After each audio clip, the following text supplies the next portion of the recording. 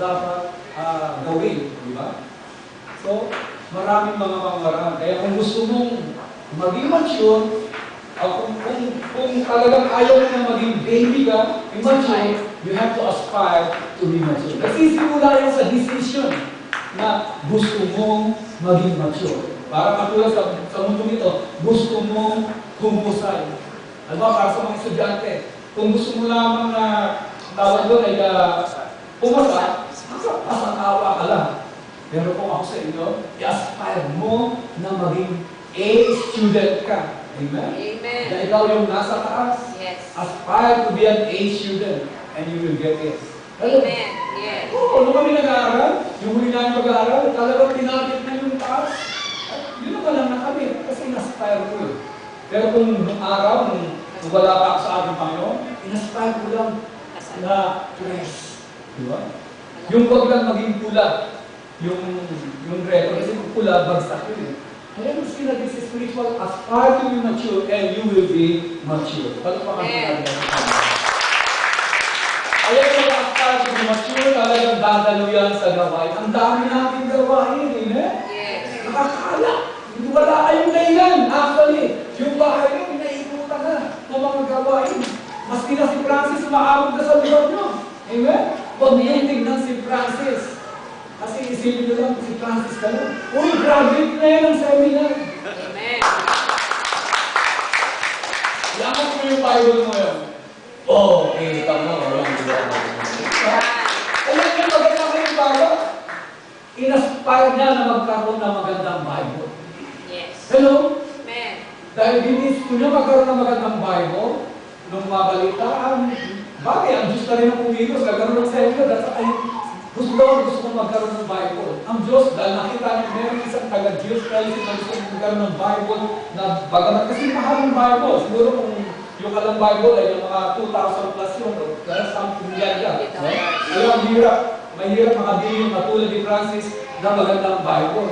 Pero dahil meron siyang desire na magkaroon ng magandang Bible para sa kanyang pagtuturo, hindi siya i-look down ng mga tao na sino ka ba magtuturo sa akin? Kasi pagka nakita ko ng Bible, uy, ang ganda na. Minsan ito ako kung sa'yo na yan, amen? Amen. Kaya pag may pumuna sa inyo, makita mo ito, ang ganda niya, minsan yung mahusay ka na yan, amen? So, what I think is this, para sa for a Bible, bigyan siya ng Diyos na magandang Bible. Tapos mali, huwag mo kayo na, okay? Kaya yun lang, sabi ko lang yan eh. Kaya kung gusto maging mature, aspire to be mature. Pero kung hindi kayo nag-desire na maging mature, forever yan kayo. Forever, buti sa akin forever yan, kundi forever baby. Or forever mature. Another point natin is, be a teacher of the Word of God. Alam niyo po, dito sa atin, hindi naman sa kulang sa katuruan yung mga tao. Maraming beses na tinuturuan hindi lang ang salita ng Diyos, kundi kung paano ituturo ang salita ng Diyos. Hindi natin nililihin yan eh. Kaya nga yung mga nakaalis dito sa atin, pumasok sila ng seminaryo. Ang kanilang testimony, Pastor, salamat sa Diyos, nanggaling kami sa iyo. Yung mga tinuturo mo, yung tinuturo ko, para nagre-review na lang kami. So, pumasok sila sa mga Bible college. Kaya nakita nila, pinag-aaralan namin dito, ganoon din naman ito. So, sabi nila, salamat. Okay? So, ang masabi ko ay ganito. Dito sa ating gawain, huwag kayong matakot na maging tagapagturo. Gayahin nyo yung mga yapa nila Francis, Brother Joan, at Pastor Jen, Brother Jerry, at si Brother Freddy, na kung saan dumating sa kalang calling na magturo, nagturo sila. And actually, ako naniniwala kaya nyo lahat magturo. Ang problema lamang, wala yung desire na magturo. Ang sabi na lang ni Apostol Pablo ay dapat sana tagapagturo ka rin. Sabi sa ganun, dapat sana tagapagturo ka rin. Kaya lang ako ng problema, inaayawan mo, kaya hindi ka mag-mature. Actually, pag naging tagapagturo ka, talagang mature ka. Magmamature ka kasi ikaw mismo nag-aaral ka na eh, di ba? Hello? Pipilitan ka eh. Persado ka eh.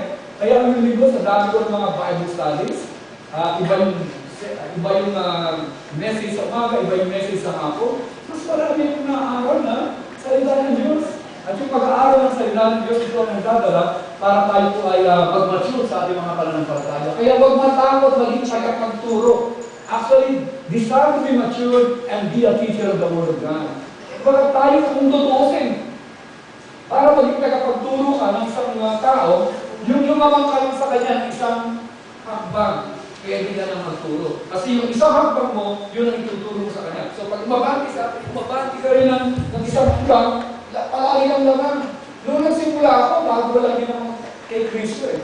Pero dahil nandun yung desire to teach the Word of God, halos yung alam ko ay isa o dalawang hakbang lang. Gusto tinuturo ako. Kaya palagi kung meron problema, kung ano yung tuturo doon sa mga taga-rito.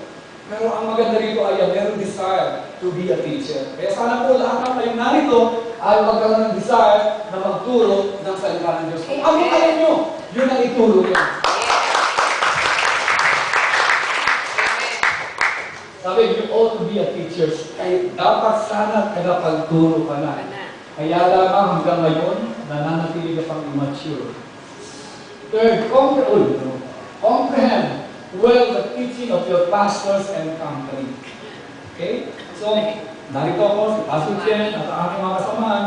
Pag nagtuturo sila, huwag niyong tulugan. Hello, sabi mo, bakit siya? Huwag mo tulugan. Ang maganda rin daw yun, hindi ba ko palang gumagawa ng ngayon? Walang gumagawa ng ngayon. So, comprehend well the teaching. Hindi, kumbaga, pag sinabing comprehend, hindi sabihin unawain mo ng lubusan yung tinuturo. Maring sa aking magsalita, sabi mo, ang bilis mo magsalita, Pastor, kaya hindi mo maunawaan.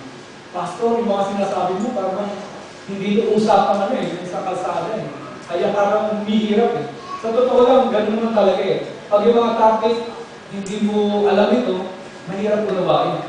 Pero hindi ang preacher o mga tagapagturo ang palagi na-adjust doon sa tuturuan. Bago sa iya, dapat din ang tinuturuan, ikaw mismo mag-adjust. Kaya ako, pagka hindi ko gusto ko isang bagay, pilit ko talaga inuuna ka. Naalala ko tuloy na nag-aaral kami sa school, meron kaming value care doon eh, F512, na kung saan ay dahil yung mga estudyante gusto lang pumasa, akalang ginagawa, meron silang tape recorder na inilalagay. Hindi na nila maintindihan. Sa pakikinig, pag uwi na sa bahay, ay pinakikinggan nila ulit. And besides, tuwang-tuwa yung tagapagturo, dahil kasi meron yung mga estudyante, yung kasalo, at saka alam na nakatay. Kaya tuwang-tuwa siya, mas lalo lively yung kanyang pagtuturo. Kaya di sa ating gawain, yung ganito lang, pagpasigla yung preacher, amen? Amen. Kaya yung mga kumakanta rito, alam sumisigla, tama? Nasa Jill's video na kayo, yung mga kumakanta yan, amen? Palakpakan po natin natin sa akin. Kaya kung tutusin, dati no, na meron mga minira ng mga tapes dito sa ating gawain, tuwag-tuwa ako. Isa na ron si Lourdes. At kung sino pa naman yung ganado makinig sa pangkunang nawala. Pangalawa si Winnie. At least naman ang bunga, di ba? Si Winnie ang pundo ko ng boses ko doon. Si Brother Freddy. Hello. Nakakatawa pero totoo. Kung gusto nyo maligtas yung mga mahal sa buhay, kailangan yung basics natin po. Talagang makinig sa kanila, Ang problema sa akin, nakikinig sa kanila, mga peki ata eh. Diyan sa television, sa mga radyo, hindi lahat yan totoo. Amen. Kumbaga, it's so happy na nandun lamang sila sa television, ay akala mo maupusan. Pero in reality, hindi lahat sila naroon ay dapat paniwalaan.